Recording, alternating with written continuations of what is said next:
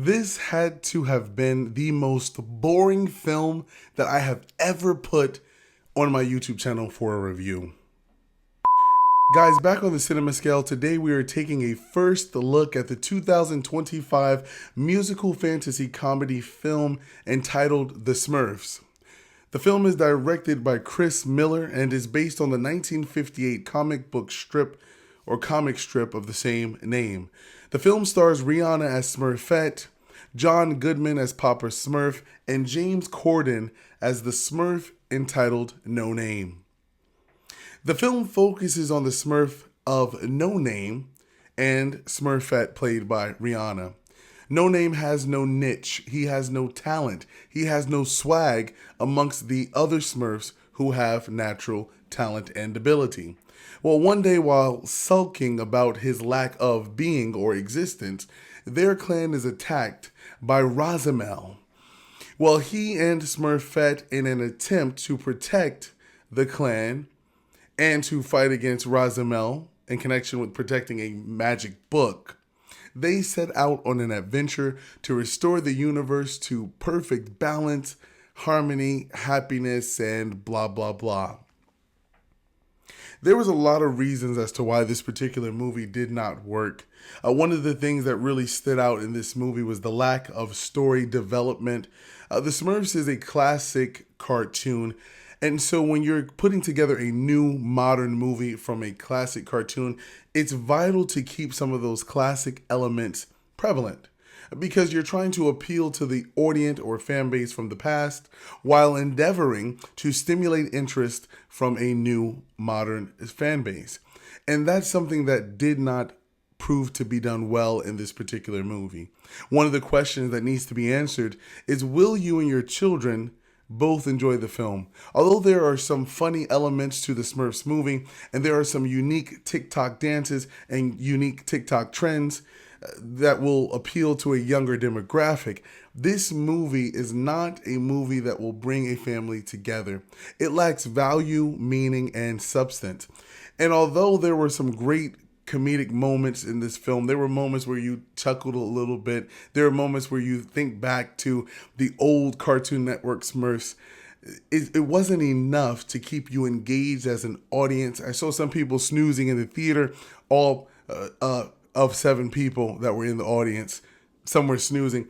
It really shows that the movie just wasn't captivating enough to catch person's attention.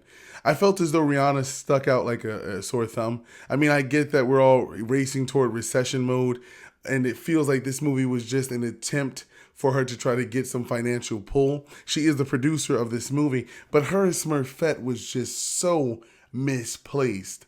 I didn't really think that she should have played Smurfette, only because her voice was very deep in this role, and she really talked a lot of her sequences. She's not really playing a character. It's more like herself, Rihanna, and then when she starts singing, it's like, you go from talking and then no emotion to jumping into a song that's just blowing through the speakers of the theater.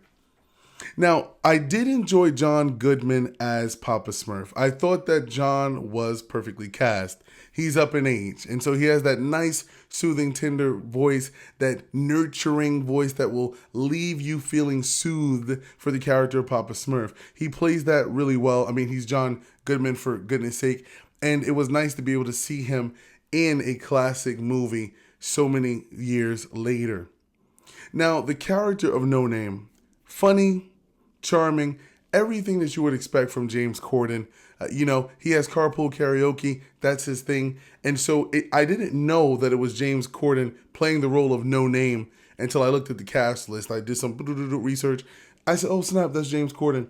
And then it all started to make sense. The English accent, how his voice sounded, high-pitched at times, and that comedic value. I'm like, okay, that's 100% him. It worked as No Name. I really thought that he worked well in the role of No Name. He brought a lot of comedic value to the movie. And there was the good timing between he and the other characters. Now, one of the things that I found to be a bummer, it was that the Smurfs characters, the concept of the Smurfs is they're a team, okay? So they're supposed to handle these adventures together. I counted over 10 Smurfs that were listed in the beginning of the movie by name and by character and by niche. And one of the things that I found to be a kind of devastating is that they only focused on 2 or 3 Smurfs throughout the film. The other Smurfs didn't get much screen time. They had small statements that they said throughout the film, and you don't really get to see or feel their presence as much as was portrayed in their former productions. It's like having a Muppets movie with just Kermit in it. It's not really going to work. The element here was just kind of stiffed a little bit, and I thought that's something that made the movie a bit distracting to be able to fully engage. Animations were just all over the place. I don't know if they were trying to go for one sequence or another sequence of animation. It just looked so artificial that it was distracting to be able to concentrate throughout the film. I watched the movie in basic laser format, but it didn't do much for the audience. The animation was very cheesy. It was very basic. It could have been a lot better now in 2025, especially from Paramount Pictures. There were moments in the movie where they really tried to modernize these Smurfs. It's supposed to be a movie that is rated for a childlike or a minor audience, and there were some moments in there where they were just dropping innuendos toward profanity. So parents, just be mindful of that. You go into this movie, there's going to be some innuendos of profane speech that you may not want to introduce your children to. There is one post-credit scene after the movie that you may want to stick around for, and then there are several artworks that are coming along through the end credits. When the initial credits roll, there's some nice artwork there.